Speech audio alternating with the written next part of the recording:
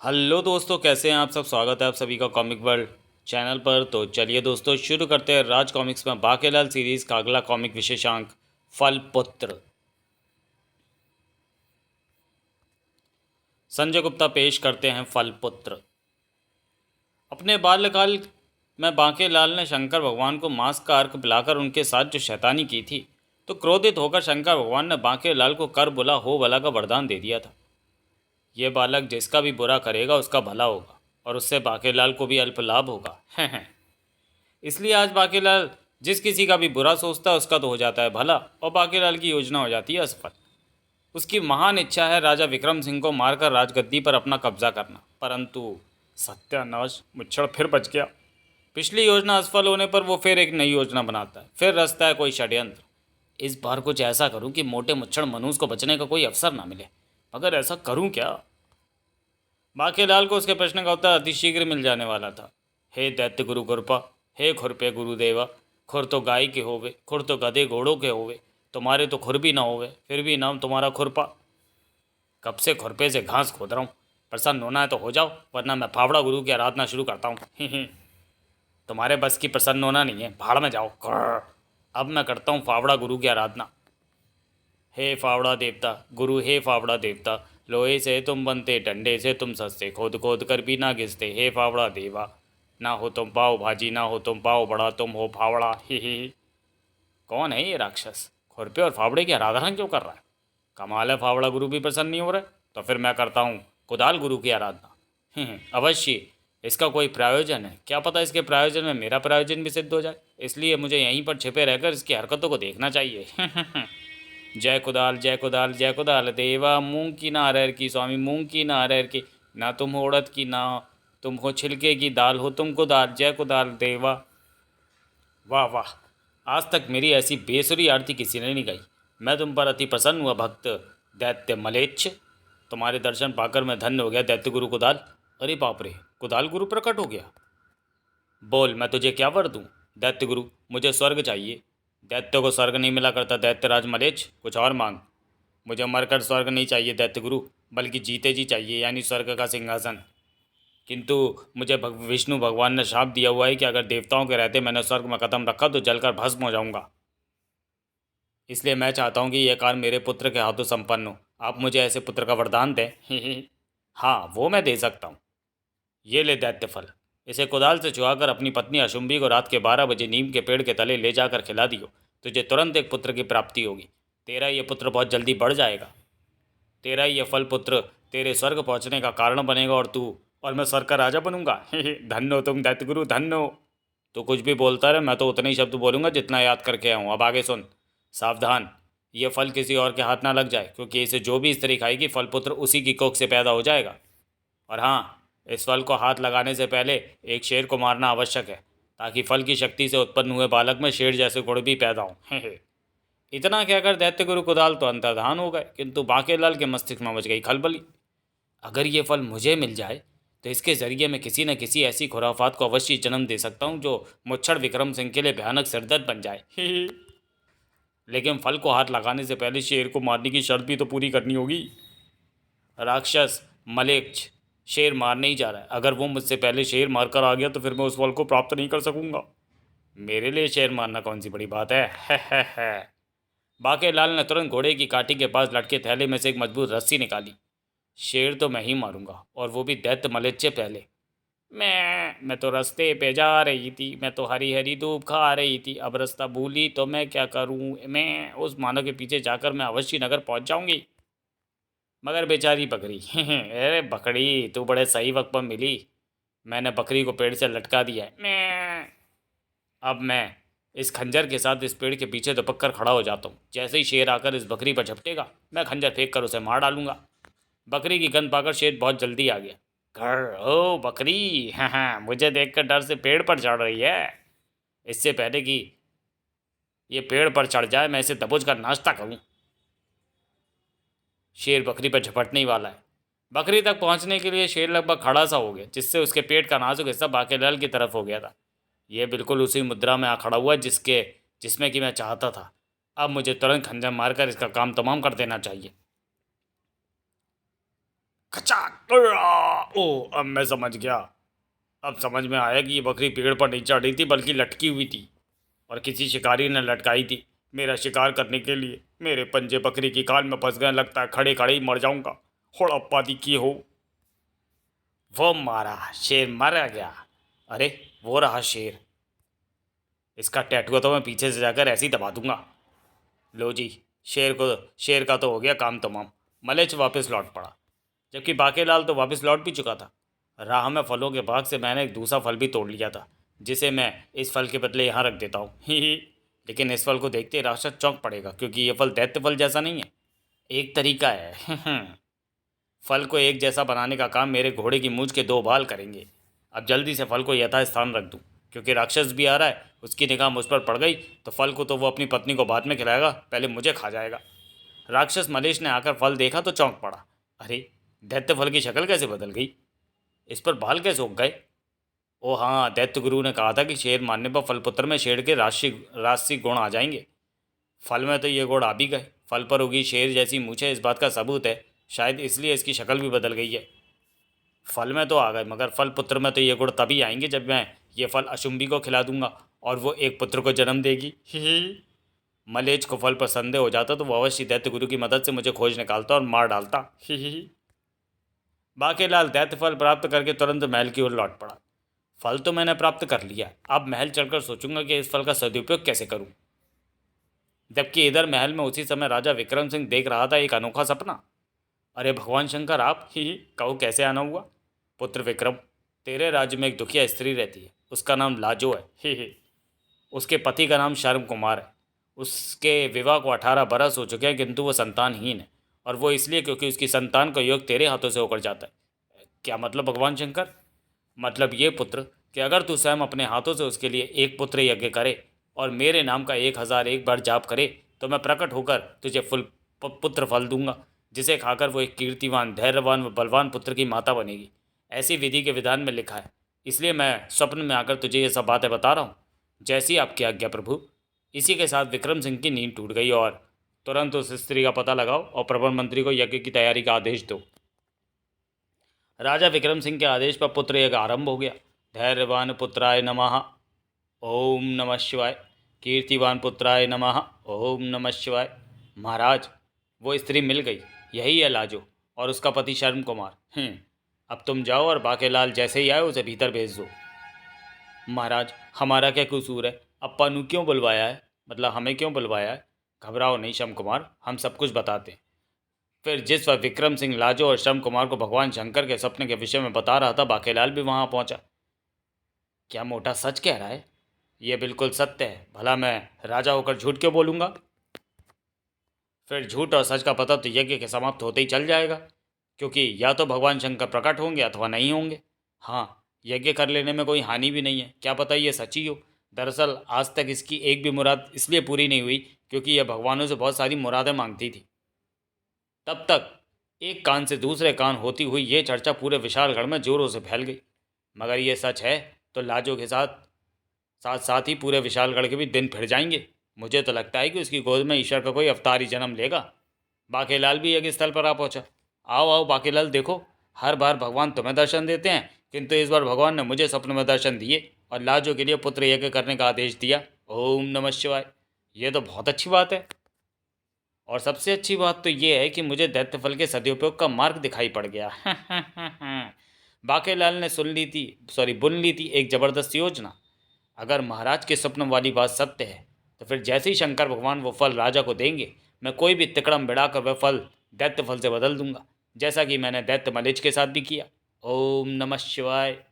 और माना कि स्वप्न वाली घटना मात्र संयोगी है, तो भी इससे मुझे दो तरीके से ज़बरदस्त लाभ होगा।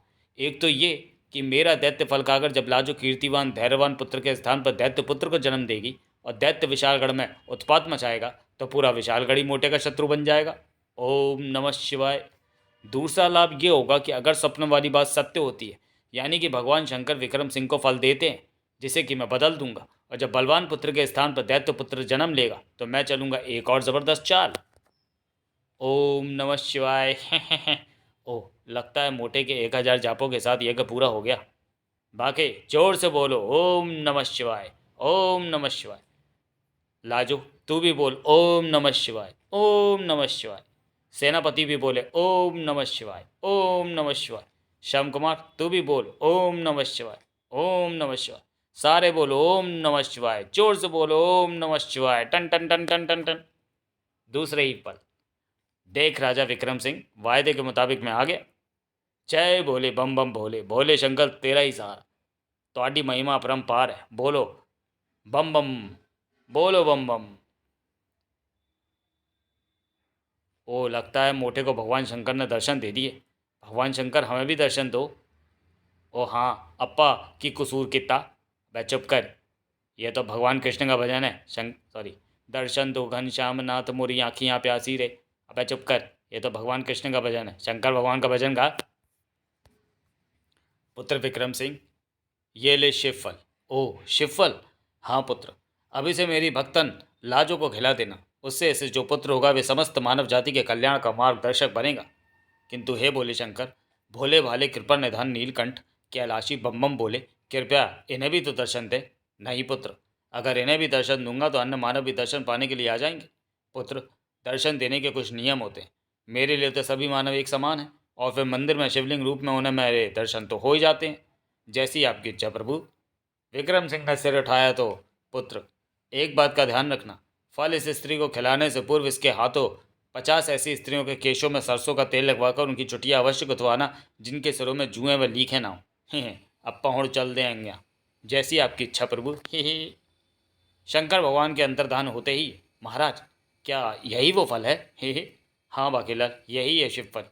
तो लाइए मैं इसे खा लूँ। नहीं, अभी नहीं दे सकता। फल खाने के कुछ नियम हैं जिन्हें तुम्हें पूरा करना होगा। मोटे, अभी मत दियो। बाके इस फल को तुम अपने पास रखो। जब यह 50 स्त्रियों के केशों में तेल की चंपी कर लेगी तब इसे खाने को देना। जी हाँ, लाइए महाराज। अंधे को क्या चाहिए, 2 आँखें? क्या मतलब बाकेलाल जी, आपकी ये बात कुछ हजम नहीं हुई? बच्चू मुच्छड़, यही तो मैं चाहता था। अब तू देखता जा मैं विशालगढ़ का राजा किस प्रकार बनता हूँ। इस प्रकार मुझे इस काम में कोई अड़चन आती नजर नहीं आ रही। लाजो के लिए एक पीपा तेल और 49 स्त्रियों की व्यवस्था करो सेनापति। किंतु महाराज, अभी तो आप 50 कह रहे थे। मोर गधे, एक तो मेरी घरवाली है यानी रानी स्वर्णलता। लाजो के लिए तेल के कनस्तर और 50 स्त्रियों की तुरंत व्यवस्था कर दी गई। ईश्वर करे तुम्हारी गोद में प्यारा सा पुत्र खेले। फिर शीघ्र ही महाराज 50 स्त्रियों के केशों में तेल थप दिया है। अब मुझे शिवफल खाने को दे दें। हाँ हाँ क्यों नहीं, शिवफल बाके के पास है, आओ मेरे साथ। बाकेलाल, कक्ष में अंधकार क्यों कर रखा है? महाराज, मैं चाहता हूँ कि जब लाजो फल खा रही हो तो इसे किसी की नज़र न लगे। बाकेलाल ने फल विक्रम सिंह को दे दिया और विक्रम सिंह ने फल दे दिया लाजो को। ये लो शिवफल, ओम नमः शिवाय। लाजो ने फल खाना आरंभ किया। कचर पचर। वो मारा पापड़ वाले को, अब आएगा मज़ा, क्योंकि मैंने उसे दे दिया है दैत्य फल, जिसे खाकर वो दैत्य पुत्र को जन्म देगी। फल खाने के पश्चात लाजो और उसके पति ने महाराज से विदा ली। महाराज आप महान हैं, आपने मेरे लिए इतना कुछ किया, मैं आपका उपकार जीवन भर नहीं भूलूंगी। ये तो मेरा फ़र्ज़ था लाजो, और अब मैं भी अपना फ़र्ज़ पूरा कर लूँ। ही मेरे पास जो शिव फल है उसे महल या उसके इर्द गिर्द फेंकना ठीक नहीं। जो भी सबसे पहला शिशु देगा ये फल मैं उसे ही खिला दूंगा। बागेलाल को ऋषि पालाचार्य के हाथे में खड़ी दिखी वह गाय। फल इसे ही खिला देता हूँ। ले गाय शिव फल का, इससे तुझे सुंदर सा बछड़ा उत्पन्न होगा। माँ चबड़ चबड़ जबड़ जुगाली, फल गया पेट के अंदर। चल बेटा बाकेलाल, इस बार तो वही होगा जो तू चाहेगा। उधर सुदूर वन में राक्षस मलेश ने भी अपनी पत्नी अशुंभी को वो फल ला कर दिया। ले अशुंभी, अतिशीघ्र इसे खा ले, अब हमारे लिए स्वर्ग के द्वार खुलने वाले हैं। ही जो आज्ञा स्वामी। राक्षसी अशुंभी भी वह फल खा गई। चपड़ चपड़ चपड़, वाह फल स्वादिष्ट है। इसका स्वाद तो बाद में पता लगेगा।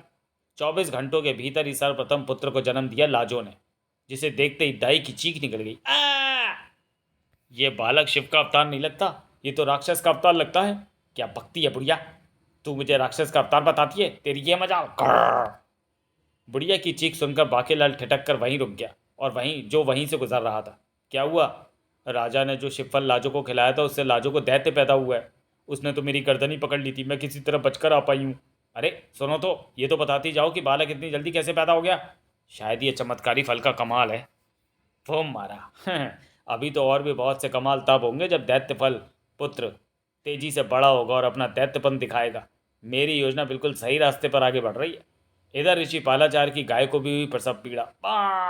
ओह, गाय माँ बनने वाली है। गाय ने बछड़े के स्थान पर एक विचित्र प्राणी को जन्म दिया। माँ। गाय की कोख से ये कैसा विचित्र बालक पैदा हुआ है?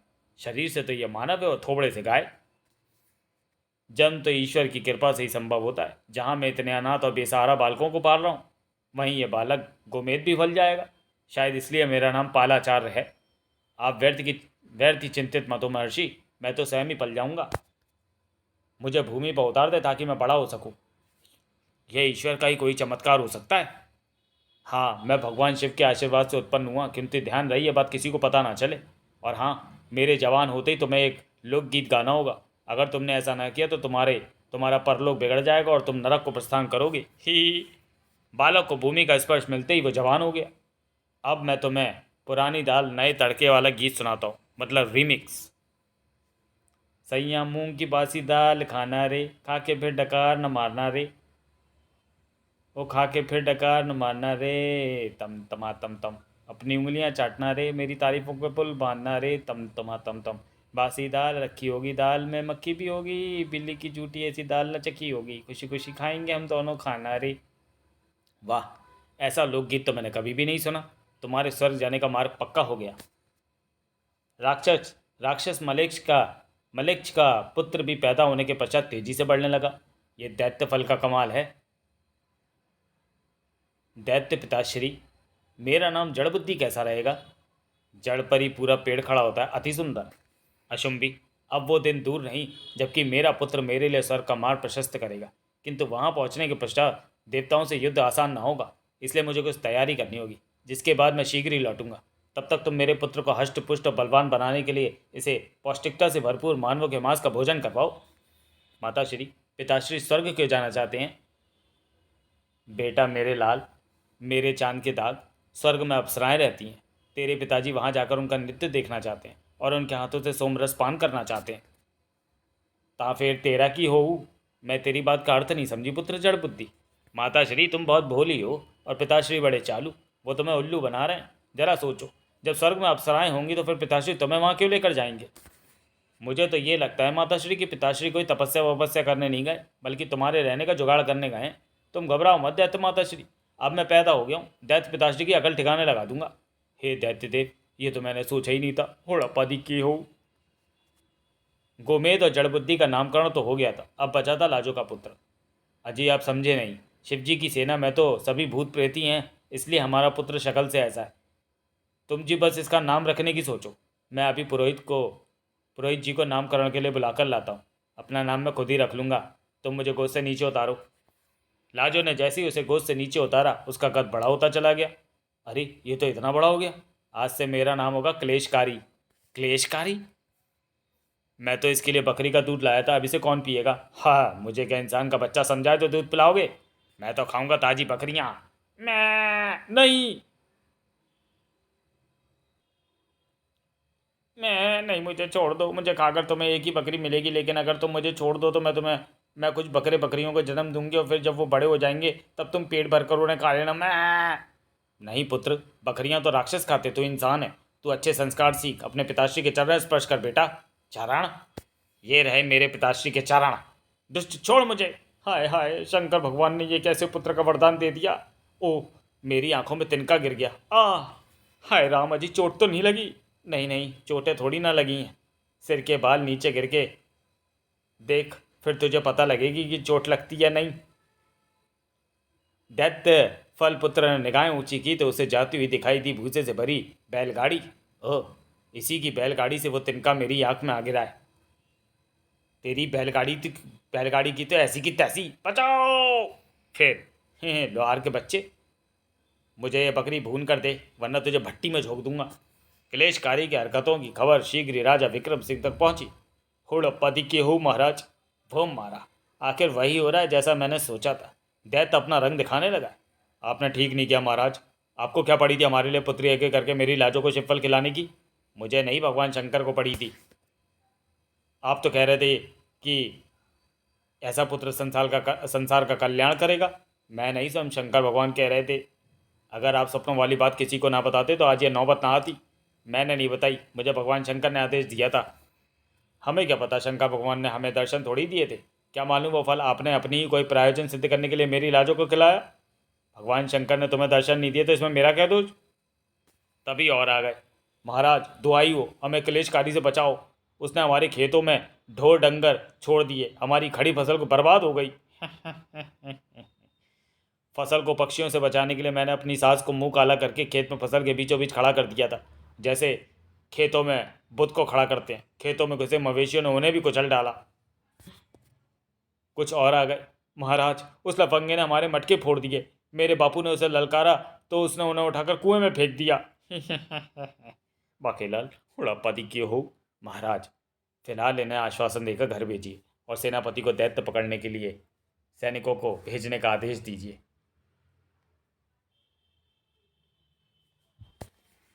मैंने सब कुछ सुन लिया महाराज। मैं अभी कलेशकारी को पकड़ने के लिए सैनिकों को भेजता हूँ। मेरी योजना का प्रथम चरण तो पूरा होने वाला है, यानी प्रजा मोटे के खिलाफ हो रही है, और मुझे पूरा भरोसा है कि सैनिक भी कलेशकारी को रोक नहीं पाएंगे।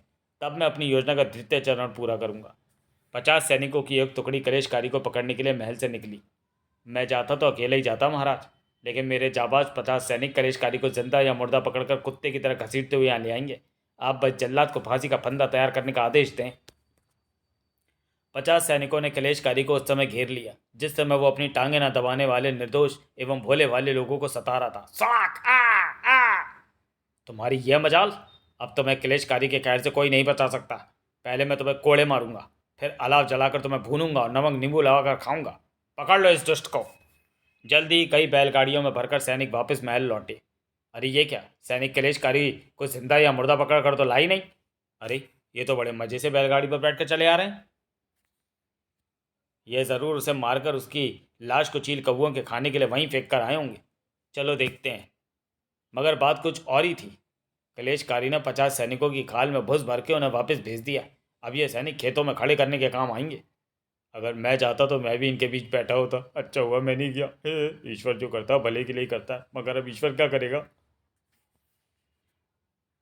भूसा भरे 50 सैनिक देखकर राजा विक्रम सिंह की तोरियों पर बल पड़ गए। सेनापति तलवार लाओ। किंतु महाराज मेरे होते हुए आप तलवार देकर लेकर उस नीच दैत्य को मारने जाएंगे, अच्छा नहीं लगता। सेनापति मैं तुम्हें तलवार लाने को कह रहा हूं, अपनी नहीं तुम्हारी कलेशकारी को पकड़ने के लिए। अब तुम जाओ। क्या? और अगर खाली हाथ वापस लौटे तो तुम्हारी तलवार से तुम्हारी गर्दन उड़ा दी जाएगी, और यह शुभ काम मैं स्वयं करूंगा। बाकेलाल शंकर भगवान से मुझे ऐसी उम्मीद नहीं थी।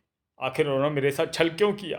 रोइए मत महाराज, ईश्वर अपने भक्तों की परीक्षा ऐसे ही लेता है। हम भगवान शंकर को एक आखिरी अवसर देते हैं।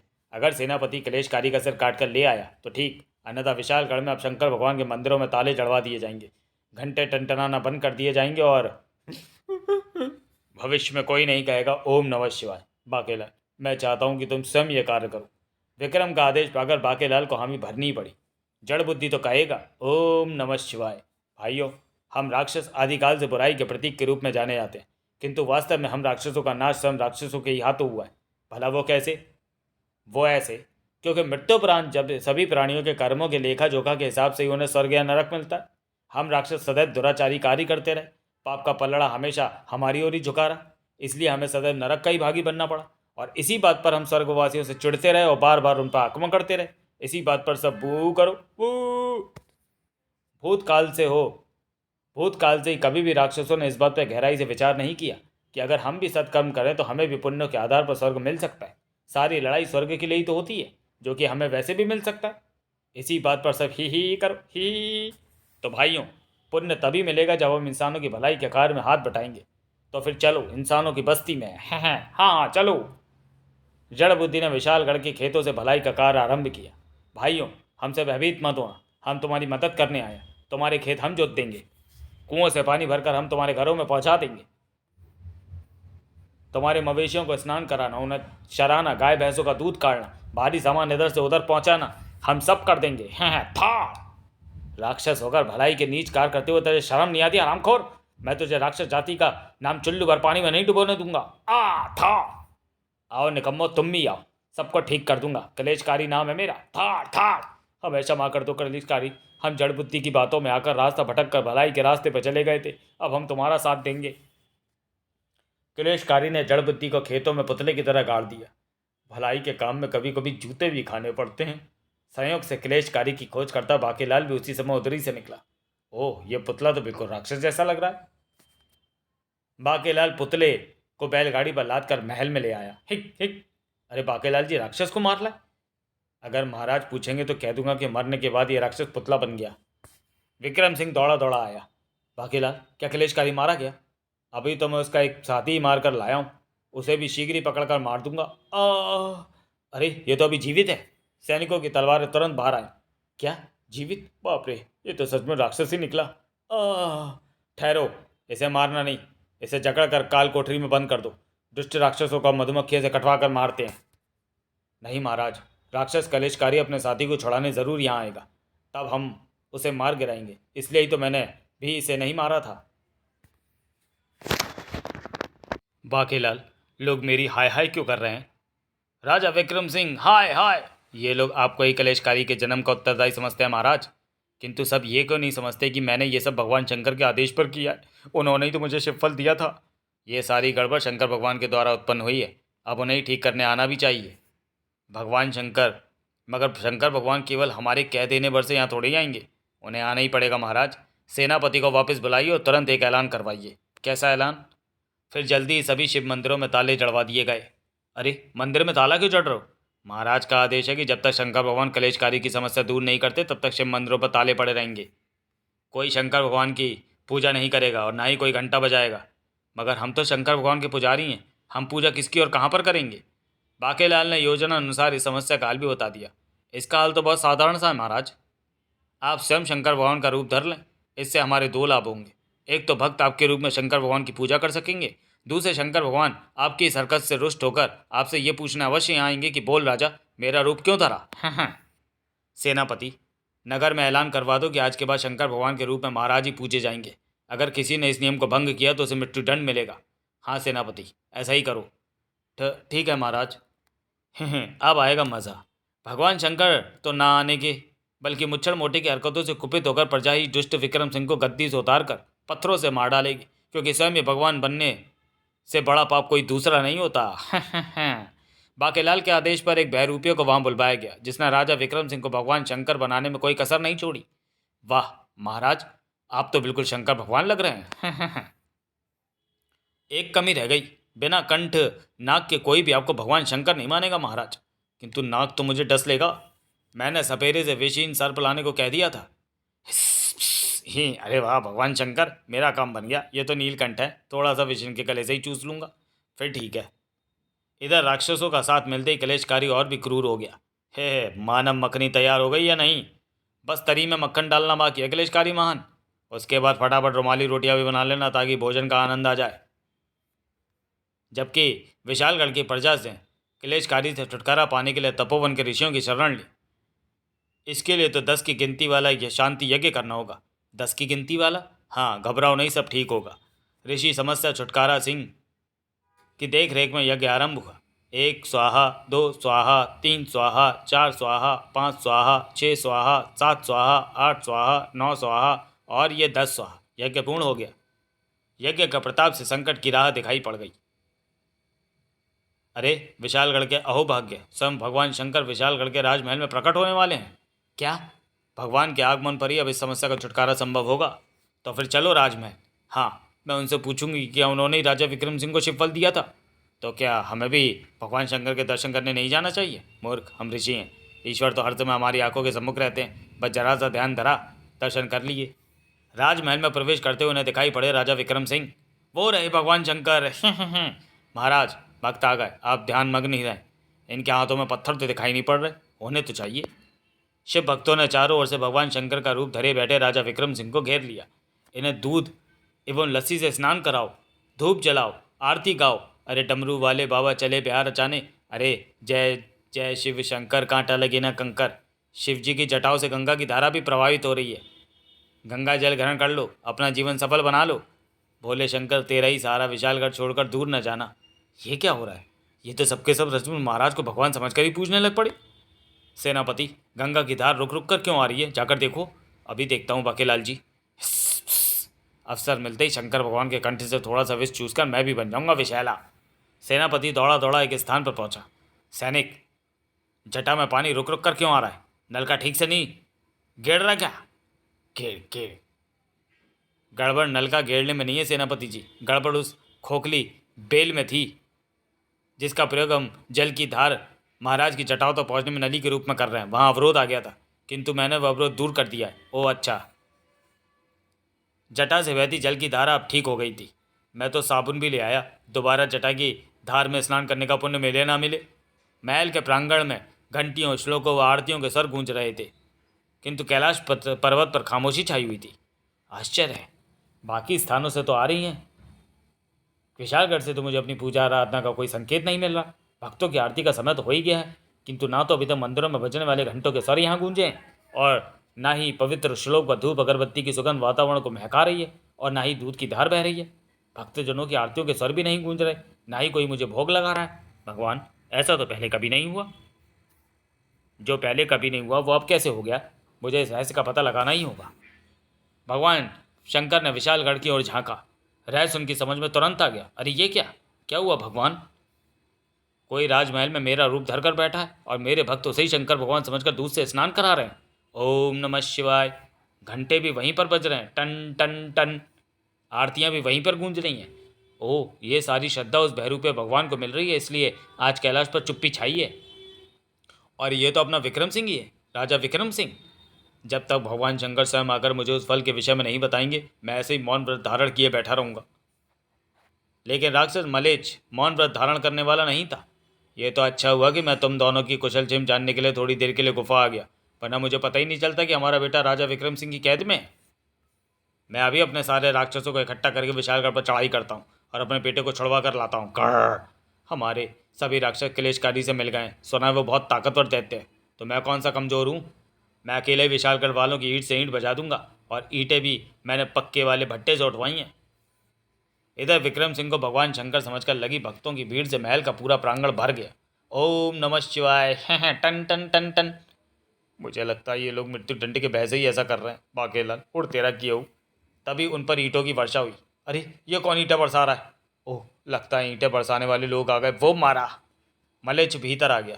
राजा, मेरे पुत्र जड़ बुद्धि को तूने कैद किया।